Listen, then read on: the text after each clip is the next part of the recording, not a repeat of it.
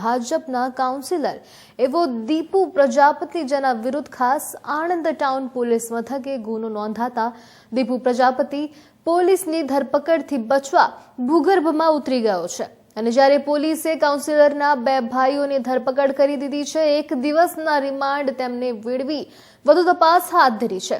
વાત કરીએ આણંદ નગરપાલિકાના કાઉન્સિલર દીપુ પ્રજાપતિએ ગત શનિવારની રાત્રિના સુમારે એક પરણિતાના ઘરમાં ઘૂસી અને તેની સાથે થયેલી ઓડિયો રેકોર્ડિંગ ક્લિપ છે તેણીના પતિને આપી દેવાની ખાસ ધમકી આપી બળજબરીપૂર્વક દુષ્કર્મ આચર્યું હતું। આ દરમિયાન પરણિતાનો પતિ આવી જતા દીપુ પ્રજાપતિએ પરણિતાના પતિ પર હુમલો કરતા બૂમાબૂમ થતા આસપાસના લોકો પણ દોડી આવ્યા હતા અને તેઓએ દીપુ પ્રજાપતિને પકડી લઈ મેથી પાક આપ્યો હતો। ત્યારબાદ વાત કરીએ તો કાઉન્સિલર દીપુ પ્રજાપતિના બે ભાઈઓ એટલે કે ભરત અને કમલેશ સહિત 10 થી વધુ લોકોએ આવી પરણિતાના પતિ અને ભાઈ પર હુમલો કર્યો હતો। સમગ્ર બનાવ અંગે પરણિતાએ આણંદ ટાઉન પોલીસ મથકે ખાસ ફરિયાદ નોંધાવી છે। ફરિયાદ નોંધાવતા દીપુ પ્રજાપતિ ભૂગર્ભમાં ઉતરી ગયો છે। પોલીસે આ બનાવમાં ભરત પ્રજાપતિ અને કમલેશ પ્રજાપતિની ધરપકડ કરી એક દિવસના રિમાન્ડ મેળવી લીધા છે અને જ્યારે દીપુ પ્રજાપતિ અને અન્ય આરોપીને પણ ઝડપે પાડવા માટે ખાસ એલસીબી, એસઓજી અને ટાઉન પોલીસની 3 ટીમો પણ બનાવી વધુ તપાસ હાથ ધરાઈ છે।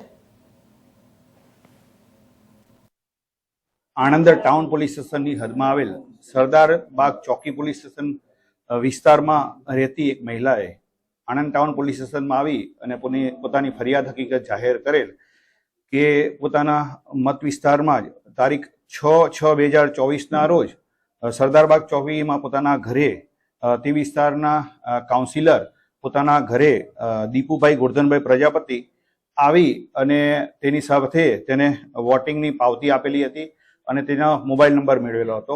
ત્યારબાદ તેની સાથે અવારનવાર ફોન ઉપર સંપર્ક કરી તેના ઘરે જઈ અને તેની સાથે દુષ્કર્મ કરેલો અને આ બાબતે પોતાના પતિને જાણ કરશે તો તેને મારી નાખવાની ધમકી આપેલી હતી, જેથી તેની પત્નીએ આ બાબતે કોઈને જાણ કરેલી નહીં।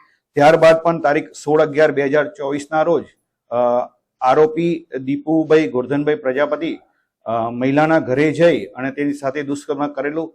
તે દરમિયાન તેના પતિ આવી જતા તેને પકડેલો હતો।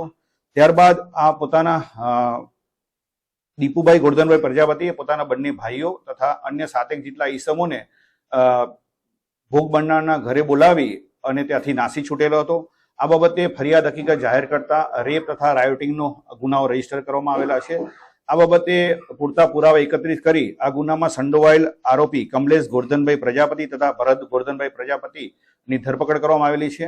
અન્ય 7 ઈસમો જેના નામ નમૂદ થયેલા નહોતા તેના નામ નમૂદ કરી અને તેઓને અટક કરવાની તજવીજ હાથ ધરેલ છે। મુખ્ય આરોપી હાલ પોલીસની પકડથી દૂર છે, તેના પકડવા માટે અલગ અલગ ટીમો બનાવી અને જેમ બને તેમ જલ્દી પકડવાની તજવીજ હાથ ધરેલ છે। તે હાલમાં તેને ફરિયાદમાં હકીકત જાહેર કરેલ છે।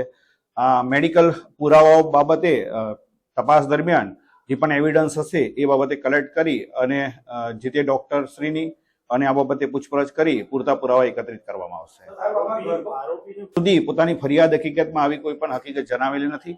આરોપીએ પોતાની ભોગ બનનાર સાથે પોતાના પતિને જાણ કરી દેવામાં આવશે, તેની સાથે થયેલ વાતચીત જાહેર કરી દેવામાં આવશે તેમ કઈ ધાકધમકી આપેલ હોવાની હકીકત પોતાની ફરિયાદ હકીકતમાં જાહેર કરેલી છે। આ બાબતે તપાસ તજવીજ હાથ ધરી અને ખરેખર સત્ય હકીકત શું છે એ તપાસમાં બહાર આવશે। બાબતે પોતાની ફરિયાદ હકીકતમાં આપ જે પ્રમાણે જણાવો છો તેવી કોઈ હકીકત ફરિયાદીએ જણાવેલ નથી। તે પોતાની ફરિયાદ હકીકતમાં જે પણ હકીકત જણાવેલી હોય ફરિયાદીએ એ બાબતે મેડિકલ એવિડન્સ એકત્રિત કરી ભોગ બનનારનું મેડિકલ કરાવેલ છે। આ બાબતના મેડિકલ એવિડન્સના જે પણ પુરાવા છે એ તપાસ દરમિયાન વેરીફાઈ કરી અને ત્યાર પછી સત્ય હકીકત બહાર આવશે।